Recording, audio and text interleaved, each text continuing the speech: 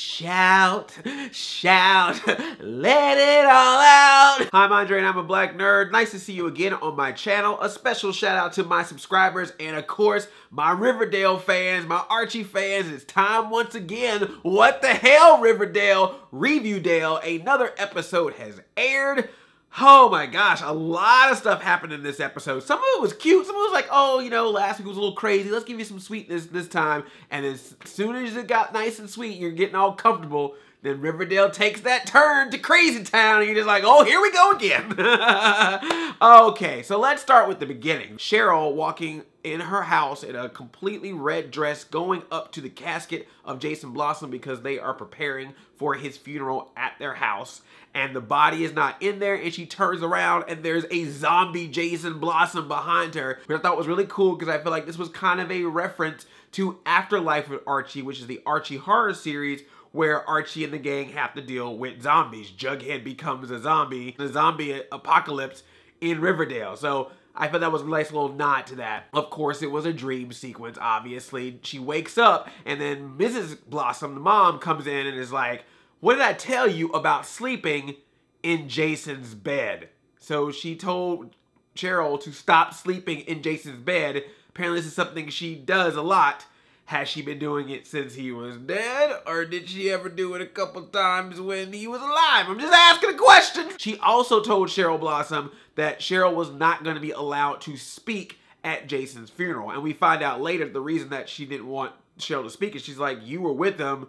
You rode out to the middle of the river, and then after that, he died. So you had your goodbye. You're done. As you remember, the murder wall that Kevin's dad put together got ripped down. We still don't know who did it yet. But Kevin, with the help of Jughead and Betty, put the murder wall back together and looked at the clues some more. And Betty decided she was going to do some more investigating by hanging out with Valerie's brother, Trev, who's all like, I'll see you at Pop's for later. And Betty's all like, it's a date. And they're like, oh, it's a date? What's going on? She's like, no, I'm just doing research. I'm like, okay, you going out with this dude. You didn't tell your mom. So obviously you're going out with this dude. And when they went out, Trev talked to Betty a little bit more and kind of gave some more information about what was going on with Jason Blossom. Trev and Jason used to be really tight, used to hang out together. But then Trev noticed that after Jason started dating Polly, something happened with him. He changed, he got really distant, he got really quiet, and then he started selling all of his stuff. Anything he could sell, he sold, and then eventually that led to him selling drugs. And that was very confusing. Jughead was even like, why is a rich kid selling drugs? And then of course, he goes away and so Betty and Jughead are like, we gotta figure out what's going on. Luckily, everybody is invited to Jason's funeral in the town, pretty much. And so they're like, well, we're gonna be in their house. It's gonna be a creepy house, but let's do some research. Let's Scooby-Doo this thing and try to find some clues. Jinkies. So that's what they plan on doing. Archie is also going to the funeral, but Archie's got a lot of stuff going on with himself, you know, because obviously he lost his lady last week. She went away. So now he's just all like, forget music. I don't care. If I ain't getting some while playing some, I'm gonna just punch a bag and play some football. So he decides to get himself back into football, but his head has not been in it. You're not getting your head in the game, Archie. Get your head in the game. You gotta get your head in the game. And he's getting beat on the field. Even Coach Clayton calls him out. It's like, all right, Archie, if you can't bring the heat, then maybe somebody else can be captain instead of you. And he challenges Archie. And my man, Asian dude, bro, Reggie, he's back. He gets a storyline. He's like, I'm putting you two up against each other. Whichever one impresses me, that's who's gonna become captain. And Reggie just goes right in Archie's face and just like, you don't deserve to wear Jason's jersey. I should be captain. It's on. And I was like, dang. But Archie, even though he wants to be captain, still can't seem to let that music go. He still wants to do it, but he just can't have the feeling for it after Miss Grundy left. So Valerie shows up from the Pussycats, and she's all like, I know this really cool music teacher. I can hook you up with him, and he can help you out. And all of Archie's friends are like, yeah, you should go work out with a music teacher. That's not gonna sleep with you. So Archie goes to meet this teacher, Mr. Castillo, and you can learn right off the bat, this ain't Grundy, man. This dude is like, you coming here to learn music from me? Where's your sheets? You ain't got no sheets? Oh, how long you been practicing? 2 hours a day? That's terrible. When'd you write this up? Last night? That's terrible. He is just breaking Archie down because he's basically like, if you don't want me to teach you, then you got to come correct. And I want to hear about your football practice. I want to hear about all your other stuff. You need to come in there and be ready to do music because it's not an overnight thing. So Archie is like, this guy wants me to write sheet music. I don't know how to do that. So Valerie's like, let me help you out. So she comes over to hang out. Of course, Dad sneaks up and finds out that they're hanging out together. It's like, oh, hey, oh, okay. Hey, Valerie, oh, I love the Pussycats. You guys are great. I'm just leave this door open. Oh, nothing crazy happens, but I'm going to keep poking my head and be like, oh, cool, Archie. Hanging out with a lady his age. This is great. So that was really sweet. And I think that might be leading up to something because Archie and Valerie hang out throughout a lot of this episode. And I was like, I kind of see what you might be doing here because if you don't know, and this happened like not too long ago. Archie did a storyline where Archie dated Valerie from Josie and the Pussycats. There was like an arc for that. A little bit of swirling, if you know what I mean. That was a big thing. I mean, there's like covers of like Archie and Valerie like really close together. You're like, oh shoot, wait a second. I just thought about something. So Archie may be hooking up with Valerie in this, and then Betty went out with Trev, her brother, and then Veronica went out with Chuck Clayton. I'm just saying, man, we got some jungle fever up in Riverdale, man. I'm like, I gotta say personally, kind of liking this. Brother's got a shot in Riverdale, I'm seeing. But Archie is just having trouble, man. He's getting hurt on the field because he's not fully into it. He's having to write his plays down on his arm because he's not remembering things. He even gets his arm hit, his wrist hurts, and it's the same wrist or hand that he uses to play his music. Even Veronica helps him out to wrap it up. It's like, you need to take care of the hand if you're gonna play. He's like, I know I'm trying, but I stayed up all night working with Valerie on making music. And Veronica's like, Valerie? And he's like, oh, you jealous? She's like, oh, I had my time with you, Archie. We did that first episode. I got my kiss. Do whatever you want. Okay, whatever, Ronnie. But that was a very cute scene. And just, again, I just love this version of Veronica. Like, it's still Veronica, but it's not like that really, really mean side of Veronica that we know sometimes from the comics. I love what they do with her in this. But yeah, man, Archie goes to Mr. Castillo and he's looking at his music. He's like, yeah, man, your music's pretty juvenile. And it's like repetitious and it's a lot of breakup songs. And he's like, well, Miss Grundy helped me with this. And he's like, oh, hold up. And Mr. Castillo, man, he's a genius. He was just like, okay, you don't really do great music. You writing a bunch of breakup songs and your music teacher was this older hot female that now just all of a sudden had to leave town. He's like, I'm sorry, but whatever she taught you, I can't teach you that. We're not gonna have the same connection, you and I, that you had with Miss Grundy. I was like, dang, man, Mr. Castillo put two and two together quick. Maybe Mr. Castillo needs to figure out who killed Jason Blossom. He might hear like 2 musical notes and see somebody walk by and go, I figured it out. I'm Mr. Castillo. The true smart guy of Riverdale. So Mr. Castillo's like, bye, I can't do nothing with you, Archie. And so Archie's about to give it all up, and then Valerie comes once again and is like, well, what's the deal, Archie? You know, Miss Grundy said you were good and you love music. Mr. Castillo says you're bad, now you hate music. What do you want to do? What does Archie want to do? And I was like, oh, dang, man. That girl will make me pick up a guitar. I don't know how to play a lick of guitar. I'd be like, oh, I'm strumming, don't know what I'm saying, don't know how to play, but just play this music for Valerie. Well, let's get back to this funeral, man. So they're having this funeral for Jason Blossom, and Cheryl's mom invited like the whole town, but she wasn't inviting the town because she was like, these are my friends. She's inviting them because she thinks they're all suspects in who could have killed Jason Blossom. So she's basically setting a trap to try to figure out who they can question. She even tells the sheriff this. So it's all a setup. And Cheryl's feeling pretty bad, and she's of course being snippy Cheryl like she always is. But Veronica finally confronts Cheryl and is like, look, I know you're going through some stuff because your brother has died, and I don't think we need to be fighting back and forth with each other. It's not gonna work out for either of us. Let's try to work together. Let's bury the hatchet while you're burying your brother. And she's like, fine, come to my sleepover. Me and my girls are gonna hang out and you can join us. Turns out there is no sleepover. It's just Veronica, and it leads to the most awkward dinner I've ever seen. It is Veronica and Cheryl's parents, and then this old lady, Aunt Rose, I think her name was, is just sitting there. She got like a one eye and like one like no pupil eye, and people like, you want some maple ham? And she just sits there and don't say anything. I'm like, this is weird. And then Cheryl's dad's all like, hey Veronica, how is it seeing your dad get hauled off to jail? And then Cheryl's mom is like, oh, don't thank me for being here because I didn't invite you. Cheryl did. I don't know why you're here. And I was like, dang, man, this is just weird. But then that's the point where Cheryl's mom was like, no, Cheryl, you can't speak at Jason's funeral because you had your goodbye because you were out with him the day that we lost him and then eventually came back dead. So sorry, Cheryl, no speaking time for you. But of course, Veronica gives Cheryl a pep talk, and Cheryl tells Veronica that the reason why she invited her over and wanted to be better friends with her is because when she had that breakdown where she thought Archie was Jason and ran off crying, run, Cheryl, run! She said that her friends that she usually hangs out with, Tina and Ginger, who are actual characters from Archie comics, did not come and comfort her. Veronica did. Veronica was there for her, so she knew that meant that Veronica was a good person. And Veronica's like, hey, I'm here for you. I got you, girl. By the way, yeah, your brother died. You were close to him. You should be able to speak at his funeral. So Cheryl shows up to the funeral, and not only does she show up, but she shows up in the exact same outfit that she wore the last time she saw Jason. And she's slow-mo walking down the aisle in this outfit, in this white dress. Everyone's freaking out. Her parents are just pissed. And the entire time that she's walking, you hear this cool, slow-mo alternative rock version of shout, shout, let it all out. These are the things I can do without. Come on. I was like, yes, bring it.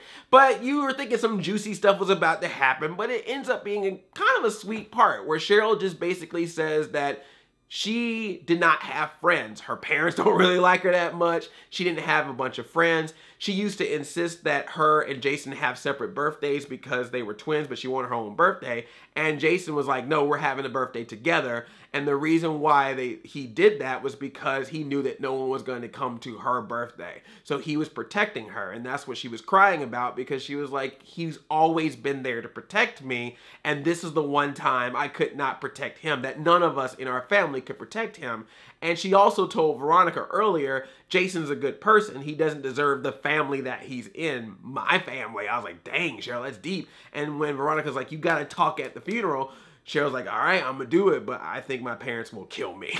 And I couldn't tell if she was like being figurative or literal. You know, everyone's a suspect. Betty's even starting to suspect stuff with her own family because she confronts her dad and is like, Dad, every time I try to talk to my mom about Polly, she won't say anything. Will you talk to me?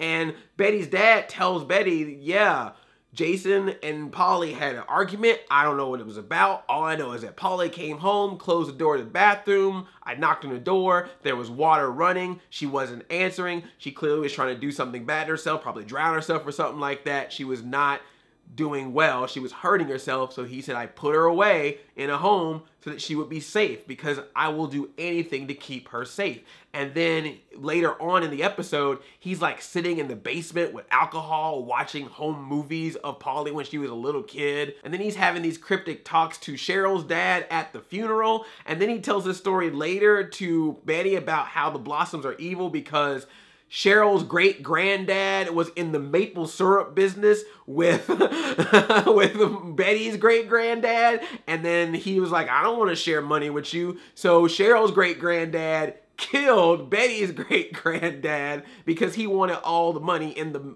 highly lucrative maple syrup business, which is apparently a big part of Riverdale. That's like their tobacco or their cotton is maple syrup. So, which apparently the lodges know a little something about, because even Cheryl's dad told Veronica, like, yeah, you didn't know that Riverdale was big in the maple syrup industry? Maybe you should ask your dad about that. I was like, dang, man. Maple syrup's supposed to be nice and sweet and yummy. You put it on pancakes. I didn't think it would cause so much drama. When did syrup become drama? Oh yeah, and the other reason why Betty went back to her dad is because when she and Jughead were at the funeral, they snuck around the house and they snuck into Jason's bedroom to try to see if they could find anything that was left behind as possibly a clue to what happened to Jason. And then all of a sudden, that freaking old lady, Aunt Rose, is like in the corner. She literally just goes, hello. And I was like, dang, it scared me a little bit. I was like, what's going on here? But because she got the messed up eyes, she thinks that Betty is Polly. And she's like, oh, Polly, it's so good to see you again. I'm so glad you're not wearing that ring, because Cheryl's mom would be very upset if she saw it and would snatch it off your fingers or snip your fingers off to get it. And then they're like, a ring? And she was like, yes, I know, it's so sad because we lost a family member, but you lost the future love of your life, and it's all coming clear to Betty. Polly and Jason were engaged. So when Betty went back to her dad, I was like, did you know that they were engaged? He kind of gave that look and she was like, well, of course you knew. You ain't tell me. And then that's when he was talking about maple syrup and great-grandfathers killing each other and all that kind of stuff. So it's just pretty wild. And Betty's like, man, my dad has got a lot of secrets. And then Jughead was like, well, let's put some 2 and 2 together here. Your dad has a lot of secrets. He's lying to you. And he also said to you he will do anything to protect Polly. And Jason did something that upset Polly to the point where they had to put her in a home. Does protecting Polly also mean eliminating the person that might be causing Polly's problems? And Jughead basically is like, I'm sorry, Betty, but we got to put the Coopers on the murder wall. Your dad may be a suspect, which Betty even starts to think so because the murder wall was taken down from Kevin's dad's place when everyone was at the drive-in. And she was like, my dad was not at the drive-in. And we even see footage of Betty's dad with some of the stuff from the murder wall, some of the documents and things that Kevin's dad had in his house. Damn, so now Betty's dad is a possible suspect. He was all quiet and silent for like the first couple episodes, and then he finally gets some time to shine, and now I can't trust him. Oh, but that's not all. So you remember last week when Hermione was meeting up with Jughead's dad from the Southside Serpents, and when he was all like, you still owe us money, Hiram still owes us money, so someone's gotta pay for it. And she's like, I don't know what you're talking about. He's like, all right. We'll talk to you soon. So she's working at Pop's by herself, and then a box just shows up in the restaurant, and she opens up the box, screams, and inside is a live snake, a live serpent. I wonder where that could have come from. That's like that horse head in the bed stuff right there. Hermione might not be safe because the serpents may be like, we're sending you a message. We need our money or else you don't know where we'll show up and you don't know what we'll do. She calls up Archie's dad, who earlier in the episode was all like, hey, so that drive-in thing was a date, right? We going out again? And she's like, I'm married. And you're married? That's right, I keep forgetting. There is an Archie's mom. She does exist in this universe. We just haven't seen her yet. I'm waiting for you, Molly Ringwald. But he was like, all right, I guess we just friends, whatever. But then sure enough, when that snake showed up, she was like, Archie's dad! She's like, Fred, get over here, help me! And then Fred felt bad for her, so he then finally gave her that bookkeeping job that he mentioned that he needed earlier in the season, the first episode, but was like, I can't really hire you because I can't hire the woman who was married to the guy who was arrested for embezzling as the bookkeeper for my company. But he's like, all right, you know, this woman, you know, she fine and she in danger and I gotta be there for Fred Andrews to the rescue. Them Andrews boys, man, they always help out the ladies. So he's like, I'll help you out. That's nice, that's sweet. Oh yeah, and then Archie got promoted to captain of the football team, but he's like, nope, I'm not gonna take it because Valerie says I need to work on my music and I believe in myself now. And he's like, give it to Reggie. And Reggie's like, thanks, Archie. I mean, yeah, I deserve it. And I'm like, that's classic Reggie, man. I like the whole Archie Reggie football plot because that literally felt like a classic Archie storyline, like Archie and Reggie going up against each other to see who's going to be captain of the football team. That's some straight up old school Archie comics right there. So, but that was very nice of Archie to say, I'm going to work on my music. I'm still going to be part of the football team. I just don't want to be captain because I want to be able to give that extra focus to my music. So Reggie, you got it. But the only reason that Coach Clayton was going to even make him captain because he did this extra gesture, which was Archie took Jason's old jersey to the funeral to give it to the family because he felt like it was better for it to be retired and given to the Blossoms as opposed to being used again. And Coach Clayton thought that was a very sweet gesture and the type of thing that is the good abilities of someone who is captain, but Archie's like, I got new music. I mean, if you see the girl that's helping me out with music right now, I think I'm good. Oh, by the way, can we talk about when Archie met Cheryl Blossom's mom? He's like trying to give her the jersey. She's just staring at him, and then she just starts touching his face and touching his hair. She's like, you look just like him. You look just like him. She's talking about Jason Blossom, saying he looks just like Jason Blossom, but she's like doing all this to him. I'm like, God dang it, man. How many older women are gonna touch Archie in this town? So yeah, man, a lot happened in Riverdale this week, and it looks like we're getting even more next week. It looks like we're getting some more music stuff with Archie and Josie now, because I was wondering if Josie's gonna be liking all this Valerie going off and helping him to get better in music, you know, as opposed to working with the Pussycats. And looks like there was a quick shot of who could possibly be Polly. It was a woman in some kind of hospital or mental ward or whatever, so I'm thinking that's probably Polly. And then it ends in the promo with Betty just straight out asking, "Did you kill Jason Blossom, Dad?" Because they're finding some stuff in this next episode. Betty and Jughead are getting super duper Scooby-Doo find a clue right now. Also, is it just me, or does it look like Betty and Jughead keep smiling at each other more? There's just moments, like when they were all dressed up for the funeral and she was like, "Jughead, you put on a suit," kind of attitude. I was like, that smile is lingering a little bit longer. You trying to insinuate that maybe Betty and Jughead might be, you know, looks like it's going that way. It looks like Jughead might be putting more than burgers on his lips. If I get the indication of what's going on here, that's what I'm just assuming. But yeah, man, Riverdale, the good one. This was a good one. This was a good one. It was a lot of like just solid stories that just kept cutting back and forth and just getting everything going, moving it along. I really enjoyed this episode. Good job with this one, Riverdale. Good job, writers. Good job, cast. What were you thinking about this episode? Do you think Betty's dad is a possible suspect? Do you think he could have done it? Or is there anyone else that you're thinking, let's not rule other people out? I mean, at this point, I don't even rule out Trev. He might have done it. Who knows at this point? So let's talk about it in the comments, and make sure you are subscribed to my channel so you can talk about Riverdale as well as anything else with me. Particularly make sure you ring that bell, because you'll be notified when I upload new videos, because a lot of times I will read the first comments in videos that I post, so you want to be notified, so you can be one of the first people to see what's going on and join in this talk with us. What the hell, Riverdale? Hashtag what the hell, Riverdale. Hashtag Reviewdale. Hashtag I love you like a play cousin. I'm out here 5,000. Chain chomp. Yomp.